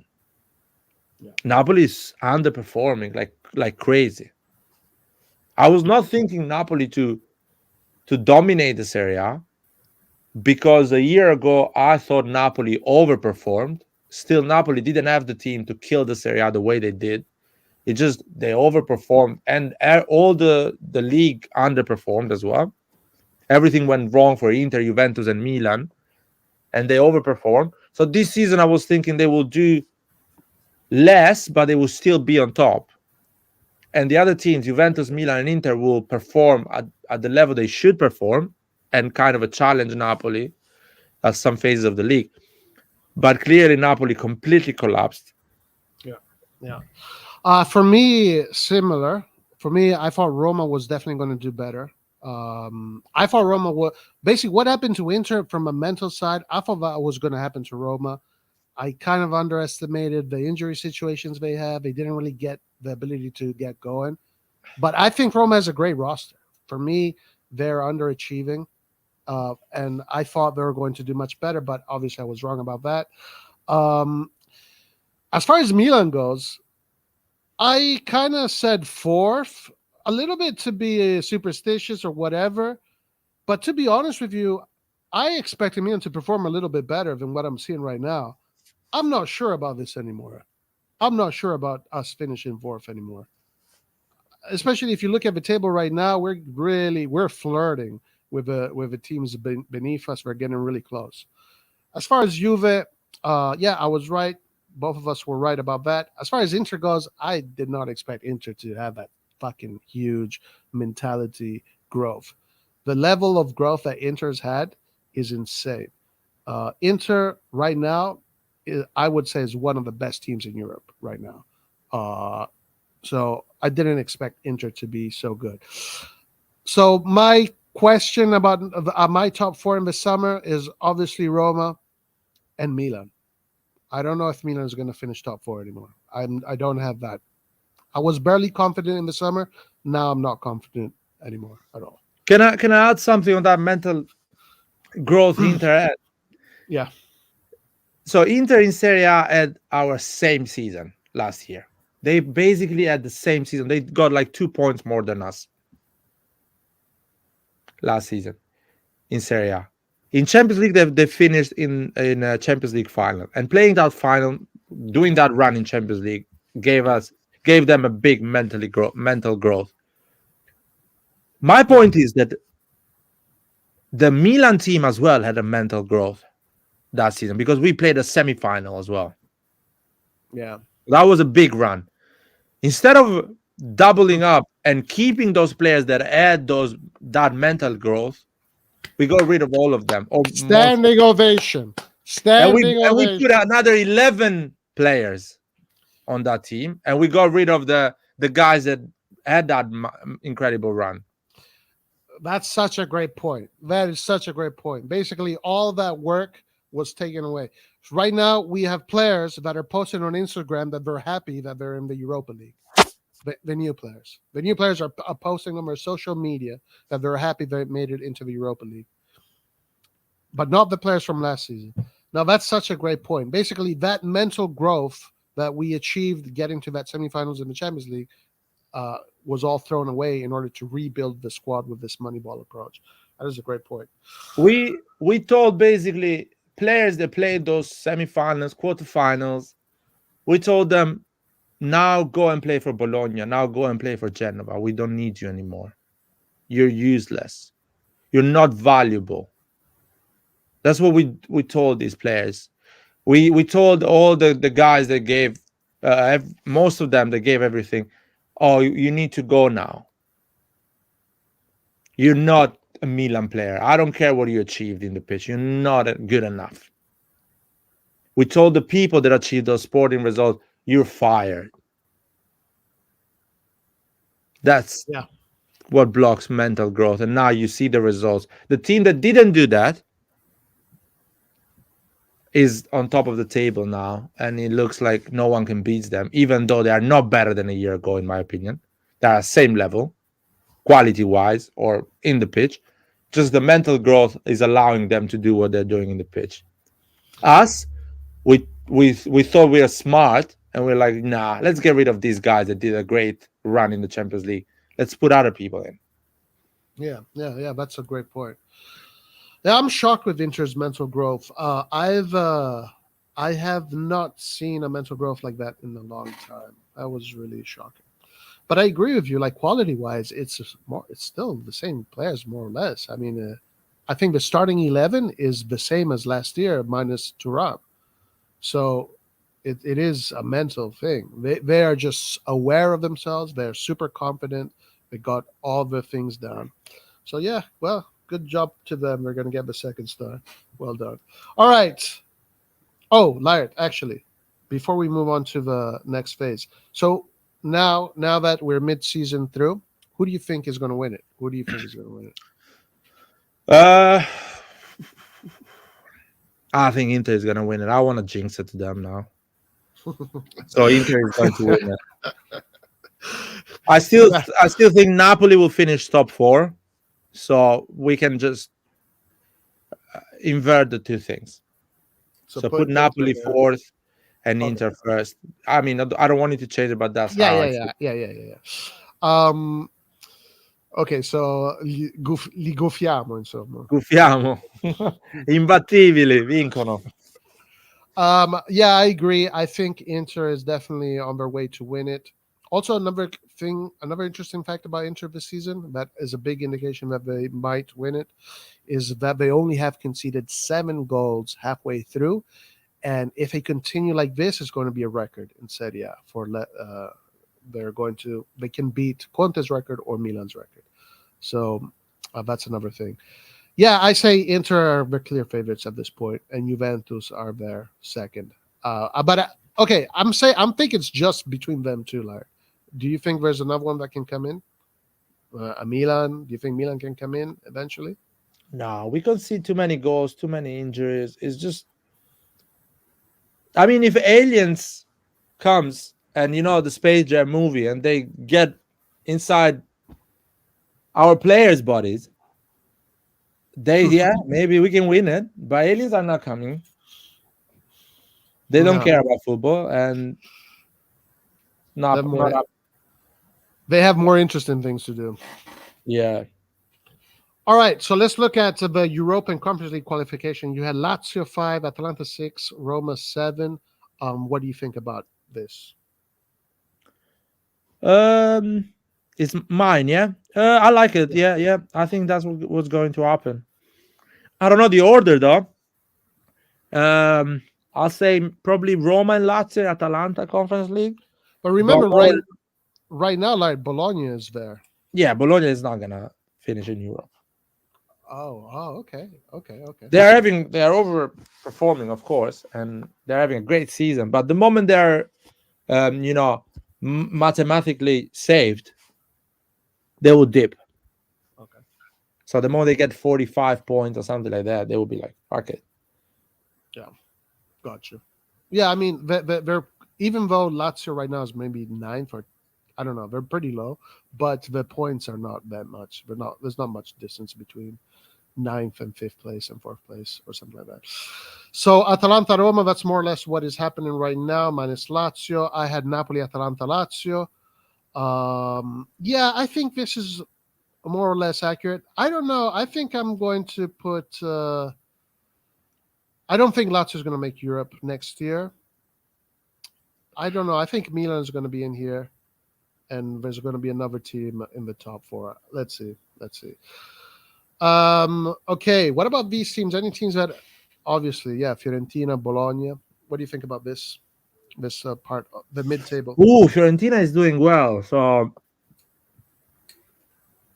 I see. Yeah, there is a chance that Fiorentina will end up there if Lazio and the other Lazio, Roma, and Atalanta starts performing properly. Probably on the long term, they will kick Fiorentina out of that top 7. So I'll say, yeah, I'm happy with this. I actually got it right. Genoa probably I will never gonna get it right, and I think Udinese is a bit far from. Yeah, Udinese is 1 point away from relegation zone. So yeah. No, you know what? Fiorentina and Bologna are interesting teams. Fiorentina has a good squad. They could take away a spot from one of the top 4. For me, okay, I had Monza there. Monza, more or less, I think Monza is going to be around this area. Fiorentina, maybe he's going to finish higher. Sassuolo, more or less this area, probably a little bit lower. Torino, more or less. Udinese looks like they're going to get relegated if it continues like this. Udinese looks like they're going to get relegated. So you had Bologna 11th. Where do you think they're going to finish, Laird? Right there. Oh, you think they're going to go all the way down to 11th? Really? Yeah. They will finish 10th, 11th, 9th, you know, that range over there. This is the three. I completely got wrong Udinese, but I think Sassuolo and Bologna will go in that range, in that table, you know what I mean? And do I you see see them? What about the Europa League zone? Do you see them finishing there at all? no. I honestly think if I'm looking at the table now, Roma, Napoli, Atalanta, and Lazio, they are really close to Bologna, Fiorentina. Yeah. It's all 3, 4 points. 3 to 6 points, basically. It's that margin, yeah. So it's less than 6. It's even less than 6. So what I see is maybe I really think Genoa will have a better second half of the season. So I honestly think I will get it right. I think I'm right on that one.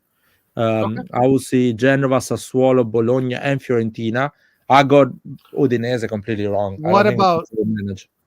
Right now? Monza is in this area. How do you see Monza? Yeah, I got it wrong with Udinese. So instead of Udinese, I will put Monza on that group of teams. That makes sense. Yeah. Which that was what I think will happen at the end. Probably, yeah. Gotcha. Okay, let's go to the low table. Verona, Torino, Monza, Frosinone, Lecce. Now here I have to look at the current table because obviously I got wrong. I got right Frosinone. Yeah. Mm-hmm. I got right, of course, Torino. And let me check. So Frosinone. Yeah, I almost got right everything. Basically, Frosinone, Verona, Frosinone, Torino, and Lecce for definitely will finish in that area over there. So instead of Monza, probably will be Udinese. You think Udinese is gonna get closer to this area? I think Udinese will be 15th. At the end of the day, Lecce and Frosinone will save themselves almost at the end. But I got wrong Monza, so swap Monza with Udinese. And I think Torino will do better than Verona, but 13th, 14th is margins at the end. Gotcha. Okay, so Torino right now is 10th, and the margin between, let's go 4th. So Bologna has 31 points.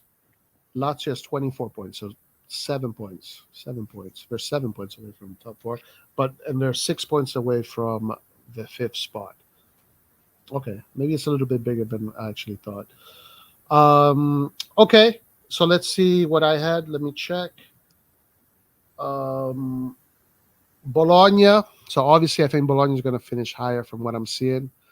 Genoa right now. Genoa is. He's there. He's around there. Genoa is 13. Yeah, it's more or less around there. Yeah. I think you got wrong just Empoli and Salernitana. Empoli and Salernitana. No, yeah, for sure. Both of these teams are definitely getting relegated. If we look at the table, we can switch to the table right now. Salernitana last, Empoli last. Oh shit! I got the relegation completely right, man. You got the relegation completely right. Yeah. Did you get all 3 teams? I think so. I think so. Check it out. Cagliari, Empoli, Salernitana. Let me see. Yeah. There you go. Do you have it? Yeah, man, I got it right. I mean, until let's see. Yeah, of course, because I think Hellas Verona could still be there. I think Frosinone is going to be fine. I think Frosinone they're going to stay in the Serie A because they are having a good season for and they have some good play. They have a lot of Juve players, by the way. They have some good players. Sassuolo is not relegated. I think it's going to be Verona. Yeah, go ahead. To be honest, still everything is open. There's so much to play yet. I would see crazy Udinese relegating or Sassuolo relegating. So Yeah. I hope Udinese relegates. I really want Udinese to but relegate. still everything is open. I mean, if you look at the 16 points Sassuolo and 9 points Salernitana, that is 7 points, which is it's a lot of points in that part of the table. 7 points is a sentence down there because these are teams that are not used to win. They don't win a lot of points. Yeah. But the other ones are really close. Empoli is 4 points from Sassuolo. 4 points away. And 5 points from Frosinone. So still everything is open. So I can get it completely wrong at the end of the season. Salernitana is definitely getting relegated. I feel so, yeah, because it's tough. This time 9 points. Just 9 points. Yeah, so I thought Salernitana, I mean, they have some good players. I thought they were going to have I thought Salernitana was going to have essentially what Frosinone is doing right now. So I got that wrong. I had Cagliari, Lecce, and Frosinone as my relegation teams. Let me go here. So I had Cagliari, Lecce, and Frosinone. Let's see. I definitely got Salernitana wrong because I don't think Salernitana is going to make it. I think Salernitana is obviously going to get relegated. Empoli is close, but it's going to be an interesting fight in the bottom right there. It's going to be an interesting fight in the bottom for the relegation zone. But anyway, midway through, are you happy with your predictions? I'm actually happy. I feel like apart from Napoli and Inter got it completely wrong, and Udinese and Monza, I will say the two teams that I completely got wrong. I think I'm pretty happy. I think that's what's gonna happen. So Napoli will finish 4th, Inter 1st, and Monza will do much better than Udinese. That's the two. The rest is more or less what I predicted. Yeah, for me, I did not expect Inter to become this. I honestly thought Inter was going to have a downgrade after losing Lukaku. What's Dzeko. I mean, the midfield was strong. Even in the summer, the midfield got stronger than last year. Even though who did they lose last year? I can't remember who it was. But I did not expect Napoli. I kind of predicted Napoli to go down, and Roma. I thought Roma was going to do really well. Lazio, I thought was going to do better than what they're doing, and Bologna for me is like the biggest surprise. Like, wow, but what Bologna is doing is crazy. I mean, look at this. These guys have 31 points. By the way, they're only 2 points behind us. They've lost 2 games, like we have lost 4. They have lost 2. They have tied 7. That they're tying a lot of games. But look at this. This is the stat that kills me the most. They have conceded 12 goals. If they would have scored the same amount of goals we scored, they would be 3rd. They would be better than Juventus, man. The goal difference, would be better than Juventus. So they will have more points than Juventus, probably. They'd be all the way up here, yeah. Yeah, so this stat here is very worrying. Look, I mean, in the top 6, we are the team that has conceded the most goals right now. Roma 19, Fiorentina 18, Bologna 12, Juventus 11. Look at Inter, man. 41 goals, 7 conceded. That's insane. Napoli 21, 20, 18. Even Torino has conceded less goals than us. Lecce has conceded less goals. Monza has conceded less goals than us. Roy, 20 goals, man. 20 goals is a lot at this point. It's a shitload, dude. It's a lot. That's why I'm worried. Like, I don't think, for me right now, I'm not confident we're going to finish top 4. I'm not confident anymore. Well, do you remember when I was telling we need a center back? And people were saying, no, we don't need Botman. No, we don't need a center back. Do you remember that? It feels like old news, but it's still news. Well, it was Maldini's first objective, Botman.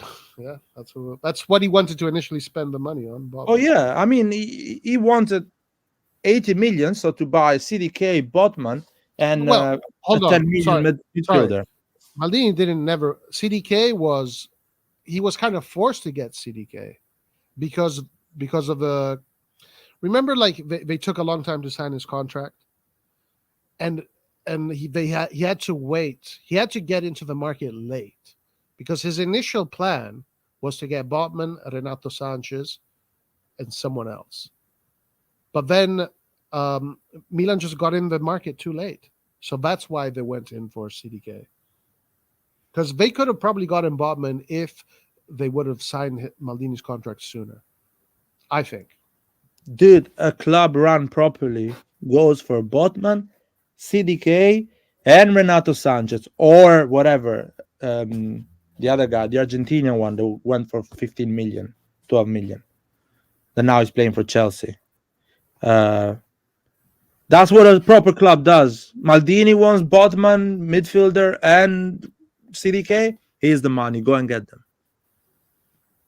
And CDK will end up flop. Botman will end up a great defender with Tomori, and the midfielder will be a valuable player. And you move on to the next season. You get another player, right?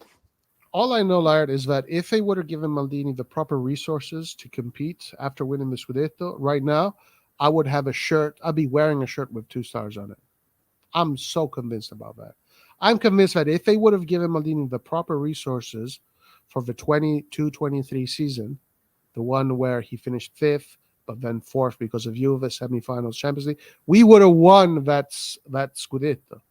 But because they fucked around with this contract till the end, they sabotaged his market in the summer. They gave him a shit budget.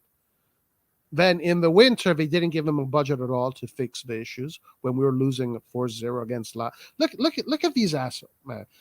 We at this point we had those big losses: 2-2 Roma, 4-0 Lazio, 5-2 Sassuolo. They didn't give him anything in the market. But look at Furlani. Right now the team is in shambles. We just got eliminated from the Champions League. We have all these problems. They're giving Furlani all these resources. They sabotaged our season last year. Yeah, it's so messed up. They didn't get Zaniolo because the Champions League was not sure, so we cannot spend that 22 million for Zaniolo, and we went and fucking spent 25 for Chukwueze. Right. All right. Okay. So So not bad. The mid-season review is not bad. I think we both agree Inter is the favorites right now. Maybe we disagree on Milan, like. Maybe we disagree on Milan. You think Milan is gonna? Are you confident in Milan making top 4? I mean, looking at those 20 goals conceded, I'm not confident. I'll be honest. It's more like my heart speaks more than my logic right now and my brain. One thing that is helping me is the fact that behind us there is Bologna and Fiorentina, not Roma and Atalanta or Lazio, which are teams that are more equipped and they know better how to be on those positions of the table. And they have managers, Mourinho, Sarri, and Zamperini, that fucking knows how to get to you and get those points and try to get that position. So that keeps me a bit confident. Okay, gotcha. The fact that we are third and behind us there is Bologna and Fiorentina. Of course, we have Maignan, Leão, Tomori, Theo. We have a valuable squad. Overall, we have still a valuable squad. So let's see. How do you rate? So Senor Green says, where do you guys rate Inzaghi from Inter? Top tier manager. Is he a top tier manager? Yeah, you go ahead. Go first. What do you think? No, he's not a top tier manager. He's having a great season. He's not a top tier manager. By the way, top tier manager is is what Guardiola, Conte, peak Mourinho, Ancelotti. These are top tier managers. If you think that Inzaghi is that manager, yes, but I don't think anyone in this planet thinks that. Not even the Inter fans thinks that. So he's having a great season. That's it, and nothing wrong with the second tier manager to have a top tier season. It actually happened quite often. It's normal. Yeah, for me to consider him a top tier manager, he has to win trophies in Europe. Then I will consider him a top-tier manager. Consistently. Yeah, consistently. Like he has to do that, and he has to be a competitive in Europe. Like he's doing great work. Obviously, he's backed by the best team management team in Italy. Also, Yeah. So I think he has to do a little bit more to be considered a top tier manager. Ironically, the only player that didn't have a significant injury this season is Pulisic. Pulisic is having a pretty good season. Good numbers from Pulisic, actually. Let's check. Yeah, thanks for jinxing, by the way. Yeah, next game. Pulisic Let's see next game, my man. A matter of time. Out 5 months. Let's see his numbers. So let me go to SofaScore. Pulisic. Any opinions on Pulisic, Larry? Great season, yeah. I mean, great. He's having great numbers. He actually had 2 goals when Leão was not available on that left wing, I will say. Did he have 2 goals and assists and few assists on that position of the pitch when he was playing instead of Leão? I don't. He had an assist. I know he had an assist. I don't know if he had a goal as well from that position. He scored that goal when Maignan did. With Maignan did that long pass. Yeah. He was playing on the left. Yeah. So even when Leão is not playing, that left side now is still performing and scoring goals. Yeah. So SofaScore is giving good ratings. 7.9, 7.4, 7.2. He's got 7.29 rating. So that SofaScore algorithm is good for him. 5 goals in Serie A. And how many assists? 4 assists. And 4 assists. Yeah, that's good numbers. Yeah, he's performing. Luckily, right now, again, no injuries, but in Champions League, 1 goal and no assists. So a total of 10 goal contributions so far. Yeah. So he's got into double digits. He has 10 goal contribution. Leão has 8 goal contribution. Yeah.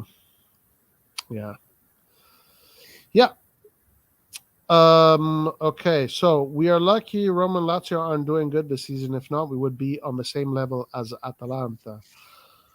Yeah, those 2 teams right now are underperforming, so it's definitely a benefit. Okay, Lars, I gotta go soon. So, any last topics you want to address? No, that was a good, how you call it, recap of the season, the half season. If we finish 5th and we go to the Champions League, literally, the Forlani have 0 argument after that. Because the only argument they have right now is Maldini finished 5th, even though he finished 4th. Right. The only argument they use against me is, Maldini finished 5th. The team finished 5th, so it was a weak team. If this team finished 5th, they have 0 argument after that. They are holding all their power and all their energy on one thing right now. Yeah. The 5th position. The 5th position. That's the only thing that makes them feel better and sleep at night. The fact that Maldini finished 5th. Damn. Yeah. All right. Okay. So, guys, before you go, please make sure to click the like button, subscribe, do all that good stuff. What's up, Marv Diaz? The next game is Saturday, I think, the 30th. Yeah, I think it's and before the end of the year, just before. Yeah, Saturday, the 30th. And it's against Sassuolo. So we're going to Quick do question: is yeah. Benacer going to AFCON? I did see reports of Benacer, but he's in a preliminary list of players going to AFCON. Yes. Okay, so probably he will go because the moment he will be there training and testing, they'll be like, "Yeah, you staying." Yeah, I saw a list of all the teams that are going to most likely be losing players to AFCON. Milan has two players. Chukwueze. Chukwueze, Benacer. I guess Adli, no, I guess not Adli. He's not gonna make it. Yeah. The teams that had the most players going to AFCON, I believe, were like some of the mid-table teams. No, lower mid-table teams. Yeah. Inter doesn't have any players going to AFCON. Juventus also doesn't have any players going to AFCON, I think. Yeah, Napoli has Napoli. Anguissa, Osimhen. Yeah. Roma has a few players going to AFCON. I saw a list. I don't remember, but Milan had two players. Well, I'm sad about the fact that Benacer goes. I mean, sad, of course, not for him. The fact that Milan will not have Benacer for a good 3 weeks, probably, at least. Chukwueze going. Jokes aside, it sounds like I have a problem with the guy, which I have. No, just kidding. At least we will have a chance to see more Romero, which I'm interested to see a bit more of him. Yeah. I'm not like obsessed or why Romero is not playing like other people for other players. I'm like, when there is a chance, let's see what he can bring, because I think he has talent, and that will be a good month maybe for him to show a bit more. So I mean, I want to see that. Yeah. Romero. He did. I think he played recently. He had a few minutes, but yeah. He needs more like a 60 minutes, 50 minutes, in a row. Yeah. Continuity. Yeah. To get to a certain level of match fitness. Yeah, match fitness, confident, in everything. It's tough at a young age to be impactful with few minutes. You need a bit more time, and Pioli can do more on that with Romero, but I understand there is bigger players that costed more that should start before him. And another situation, if there was an Italian player on the right wing, people will cry about Romero playing, but because their favorite players are playing in that position, no one cares about Romero playing. So another double standards of our fan base. Right. These are all the players that. Hold on. Okay, these are all the injured players.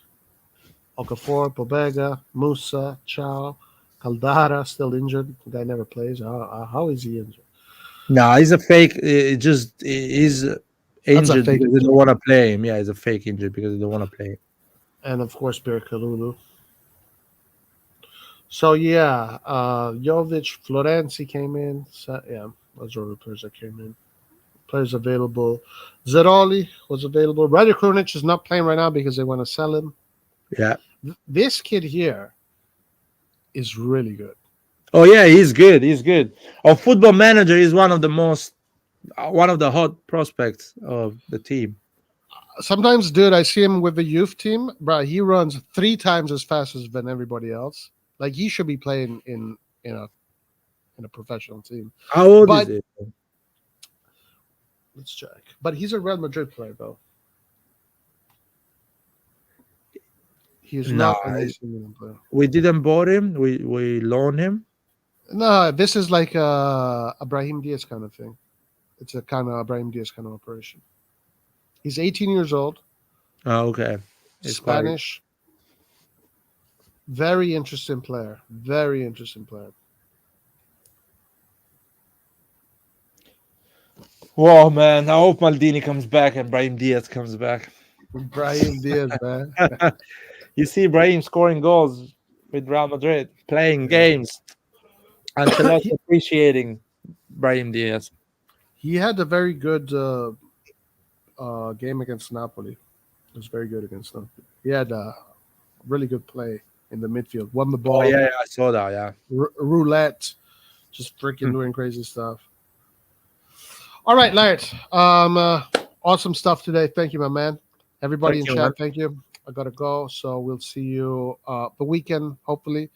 Watch along, post match, and all that good stuff. A big hug to the 21 people that watched us today. Yes, Real hardcore RossonARI TV.